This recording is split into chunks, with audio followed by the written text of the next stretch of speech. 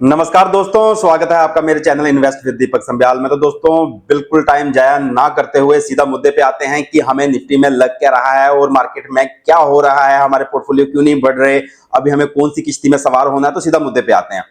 तो निफ्टी 50 आप देख सकते हैं अभी ऑल टाइम हाई को क्रॉस करने के लिए रेडी हो रही है। जो 26,300 जो ऑल टाइम हाई का लेवल है, अगर इसके ऊपर निफ्टी बंद होती है तो उसके बाद की जर्नी जो है और 10-15% की निफ्टी में आपको दिख जाएगी अगले 6 महीने से 1 साल के बीच में। तो दोस्तों, निफ्टी काफी स्ट्रांग हो गया है, खास करके लार्ज कैप। लेकिन कौन से सेक्टर्स हैं जिन पे अभी हमें दांव लगाना चाहिए, जो ज्यादा परफॉर्म कर सकते हैं निफ्टी के कंपैरिजन में। तो दोस्तों, आपने मेरे पीछे वाले अगर वीडियो देखे हो तो मैंने बहुत बार कहा है कि ये डब्ल्यू पैटर्न बन रहा है तो बल्क बाइंग के मौके ये नीचे के लेवल पे होते हैं। और उसके बाद जब निफ्टी ने डब्ल्यू पैटर्न क्रॉस कर दिया था तो फिर भी एक वीडियो आया था मेरा, उसमें मैंने कहा था कि एक बार फिर से 25,500 को निफ्टी टच करने के लिए आ सकता है और फिर से बल्क बाइंग का लेवल ये रहेगा। एसआईपी तो आप करते रहें और किसी भी लेवल पे कर सकते हैं। उसके बाद अभी एक रेजिस्टेंस का लेवल है 26,300, इसके ऊपर अगर निफ्टी क्रॉस होती है तो हमें फिर एक बड़ी जर्नी दिखेगी मार्केट में। लेकिन कौन से लेवल हैं जहां पे हमें निफ्टी को अभी बाय करना है? ये लेवल बिल्कुल नहीं है बल्क बाइंग का। अगर इसको क्रॉस करके ऊपर जाती है, वहां से फिर ये टच करती है 26,300 को, फिर रीटेस्ट के लिए आती है और वहां पे रुकती है और वहां से बाउंस बैक होती है, तो फिर आप समझ लीजिए कि ये एक अच्छा सपोर्ट लेवल बन जाएगा निफ्टी के लिए। तो कौन से सेक्टर हैं जिसपे अभी हम दाव लगा सकते हैं और जो आपको अंडर वैल्यू लग रहे हैं? तो उसमें एक सेक्टर आता है दोस्तों, निफ्टी आईटी। जो टेक्नोलॉजी रिलेटेड स्टॉक्स हैं, जो डिजिटल रिलेटेड स्टॉक हैं, तो उसका हम देख लेते हैं। ये निफ्टी आईटी का मैंने चार्ट खोला हुआ है, तो आप देख सकते हो इसने भी अपनी अपवर्ड जर्नी शुरू कर दी है। इसने अपनी जर्नी शुरू की है और ये पिछले 4 साल से अंडर परफॉर्म कर रहा है। मतलब कोई भी रिटर्न टेक्नोलॉजी रिलेटेड स्टॉक्स में 3 से 4 साल में नहीं आए हैं। अगर आप इसमें देखो कि कितने रिटर्न की अभी प्रोबेबिलिटी बनती है आईटी में, तो इमीडिएट इसमें 6-7% की, और अगले 6 महीने से 1 साल के बीच में 25% की प्रोबेबिलिटी इसमें बनी हुई है। और 25% की प्रोबेबिलिटी के बाद भी ये इतना महंगा नहीं होगा।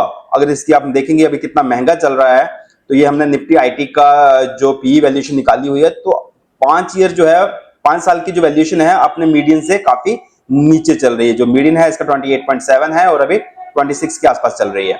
अगर 10 ईयर्स में भी देखें तो 10 ईयर्स में भी ये अपने एवरेज के आसपास है। तो कुल मिला के Nifty technology, Nifty IT related जो स्टॉक्स हैं, जो शेयर हैं, वो काफी अभी अंडर वैल्यू लग रहे हैं और इनमें ज्यादा प्रोबेबिलिटी है निफ्टी से कंपैरिजन में। तो दोस्तों, अगर हम देखते हैं कि इससे रिलेटेड जो स्टॉक्स हैं जैसे इन्फोसिस, टीसीएस, वो भी अपने हाई से 15-20% अभी नीचे ही चल रहे हैं, जो 2021 में उन्होंने हाई बनाया था। तो काफी प्रोबेबिलिटी हो जाती है कि ये स्टॉक्स अभी परफॉर्म करेंगे। जैसे दोस्तों एक बात भी चल रही है कि एआई का बबल फट सकता है। दोस्तों, ये स्टॉक क्यों नहीं चले थे? इसलिए नहीं चले थे कि लोग एआई की तरफ शिफ्ट हो रहे थे। उनको लग रहा था जो पहले के जो तरीके हैं आईटी को संभालने के, वो शायद काम ना करें आगे जाके। उसका कुछ इफेक्ट भी दिखा हमें। लेकिन मुझे लगता है कि अगर एआई का बबल फटा, जहां एआई से रिलेटेड जो इतना हाइप क्रिएट हो गया है, वो अगर थोड़ा कंट्रोल हुआ तो इसका पूरा फायदा जो है, जो ट्रेडिशनल आईटी कंपनीज है, उनको हो सकता है। तो अगर हम इन्फोसिस का ही चार्ट देख लें कि इन्फोसिस का चार्ट में आप देख लीजिए, ये अभी यहाँ पे ब्रेकआउट के लिए रेडी बैठा हुआ है और यहीं से इसके जो देख सकते हो आप 30% के इमीडिएट टारगेट हैं इसके। और 30% कब आए थे इसके? 2021 में दिसंबर में। तो मतलब 4 साल से ज्यादा हो गए हैं और अभी ये यहां से परफॉर्म करने के लिए तैयार लग रहा है। तो आईटी काफी सस्ता लग रहा है। इसके बाद अगर हम बैंकिंग की बात करें, तो बैंकिंग जो है वो अभी बल्क बाइंग का लेवल नहीं रहा। आप इसमें देख सकते हो कि एक चैनल को फॉलो कर रहा है, तो चैनल के अप साइड में, अपवर्ड साइड पे भी ये अभी पहुंच गया है। एसआईपी आप कभी भी कर सकते हो, लेकिन बल्क बाइंग जो है वो अभी निफ्टी बैंक में नहीं बनती है, क्योंकि ये अभी अपने फिर से ये 50 डे मूविंग एवरेजेस को टच करने आ सकता है। और लेकिन अगर हम इसके वैल्यूएशन देखें तो इसके वैल्यूएशन आप देख सकते हो 5 साल में एवरेज वैल्यूएशन के ऊपर है और 10 साल में अगर देखें तो एवरेज वैल्यूएशन से काफी नीचे है। तो मतलब वैल्यूएशन महंगी नहीं हुई है, लेकिन वो टेक्निकल चार्ट पैटर्न के हिसाब से अपने अपर एंड पे वो दिखाई दे रहा है। इसमें भी काफी पोटेंशियल है। तो क्योंकि आप देखते ही हो बैंकों की बैलेंस शीट्स काफी सुधरी हुई हैं, एनपीएस ऑल टाइम लो पे चल रहे हैं और लिक्विडिटी भी मार्केट में प्रोवाइड की ही जा रही है आरबीआई से। तो ये आईटी और बैंकिंग दो सेक्टर ऐसे हैं जो अच्छा परफॉर्म कर सकते हैं निफ्टी से। इन्फोसिस का चार्ट मैंने आपको दिखा दिया कि कितनी प्रोबेबिलिटी इसमें बनती है इमीडिएट या within 6 month to 1 year. उसके अलावा जो लार्ज कैप जितने भी स्टॉक्स हैं, अगर आप रिलायंस चुन लें तो रिलायंस अपने अपर एंड में पहुंच गया है। ये अगर यहां से ये ब्रेकआउट देता है तो इसका अगला लेवल जो है ये यहां पहुंच जाएगा दोस्तों, इसका अगला लेवल 2000 के आसपास आ जाएगा।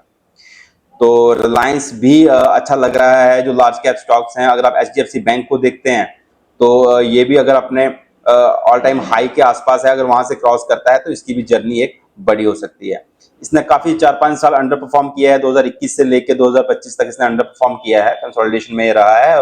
अब यहाँ से ये बाहर निकला है तो आप देख सकते हो कि इसमें भी प्रोबेबिलिटी ज्यादा बन रही है। दोस्तों अब हम इस बात पे आते हैं कि आपने देखा होगा कि हमारे पोर्टफोलियो जो है वो इतने अच्छा काम नहीं कर रहे हैं। दोस्तों निफ्टी की रैली जो है वो बड़े स्टॉक्स लेके चल रहे हैं।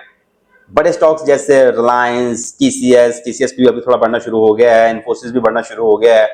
इसके जो बैंक हैं बड़े बड़े वो चलना शुरू हो रहे हैं।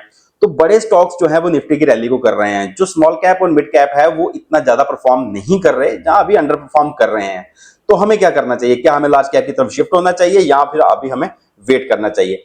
तो दोस्तों ऐसा है कि अगर आप मैं मिड कैप और स्मॉल कैप का आपको दिखाता हूं कि क्या चल रहा है। निफ्टी जो मिड कैप है, पहले हम निफ्टी 50 देख लेते हैं। निफ्टी 50 जो है अपनी एवरेज वैल्यूएशन पे ही है। एक बार हम देख लेते हैं। निफ्टी 50 जो है 10 साल में जो इसकी एवरेज वैल्यूएशन होनी चाहिए उससे नीचे है, 5 साल में अपनी एवरेज वैल्यूएशन के पास में ही है। तो निफ्टी 50 अभी एवरेज वैल्यूएशन के आसपास है। तो मतलब कोई बोले कि निफ्टी 50 महंगा हो गया है, ऐसा नहीं है। लेकिन अगर हम निफ्टी मिड कैप को देखते हैं, मिड कैप 150 का चार्ट देखते हैं तो 10 साल में अपने एवरेज से अभी भी ऊपर है और 5 साल में भी वो अपने एवरेज से ऊपर है। तो कहने का मतलब ये है कि निफ्टी मिड कैप अभी भी सस्ता नहीं है, जिस कारण से निफ्टी लार्ज कैप में ज्यादा बाइंग हो रही थी। अगर हम निफ्टी स्मॉल कैप की बात करें, निफ्टी स्मॉल कैप 250 की बात करें तो 5 सालों में अपने अभी एवरेज पे आ गया है, 10 सालों में भी अपने एवरेज के आसपास आ गया है। तो दोस्तों अगर आप देखें 1 साल में जब ये महंगा चल रहा था उस टाइम पे हम नहीं निकले, 3 साल में जब ये अपने महंगी वैल्यूएशन पे चल रहा था तब नहीं निकले, अब धीरे धीरे ये अपनी एवरेज वैल्यूएशन की तरफ आ रहा है। और जैसे ही ये अपनी एवरेज वैल्यूएशन से नीचे आया तो ये चीप लगने लगेगा और उसके बाद इसमें बाइंग शुरू हो जाएगी। तो कहने का मतलब ये है जिनके पास स्मॉल कैप स्टॉक हैं जो अभी तक नहीं निकले हैं, और अगर स्टॉक्स अच्छे हैं, अगर उनकी फंडामेंटल अच्छे हैं और अभी वो वैल्यूएशन में करेक्ट होकर अच्छी वैल्यूएशन पे आ जाते हैं तो आप उनमें से ना निकलें, अभी थोड़ी और पेशेंस रखें तो ये भी परफॉर्म करना शुरू करेंगे। लेकिन सबसे पहले बारी आएगी सबसे बड़ों की। जो लार्ज कैप है वो सबसे पहले, उसके बाद स्मॉल कैप की बारी आएगी। मिड कैप तो अभी भी महंगे ही लग रहे हैं, वैसे मिड कैप जो है वो महंगे ही रहते हैं। तो दोस्तों ये था आज का वीडियो, जिसमें आपको समझ आया होगा कि लार्ज कैप क्यों इतने ज्यादा चल रहे हैं और स्मॉल कैप हमारे कब चलेंगे, अभी हमें कितनी और पेशेंस रखने की जरूरत है। और मिड कैप तो महंगे हैं और महंगे ही रहेंगे। अगर आपने कोई पोर्टफोलियो रखा हुआ है तो उसी में रखें, अभी पोर्टफोलियो को ज्यादा चर्न ना करें अगर आपके स्टॉक्स अच्छे हैं। और अगर आपको नए पैसे लगाने हैं तो लार्ज कैप में अभी लगा सकते हैं आप। और मेनली जो आईटी रिलेटेड या बैंकिंग रिलेटेड स्टॉक्स हैं उनमें ज्यादा प्रोबेबिलिटी बन रही है अभी निफ्टी की चलने की। तो दोस्तों धन्यवाद ये वीडियो देखने के लिए। अगर आपको कोई डाउट रह जाता है तो आप मुझे कॉल करें या आप मुझे कमेंट कर सकते हैं, मैं उसका जवाब देने की कोशिश करूंगा। धन्यवाद दोस्तों।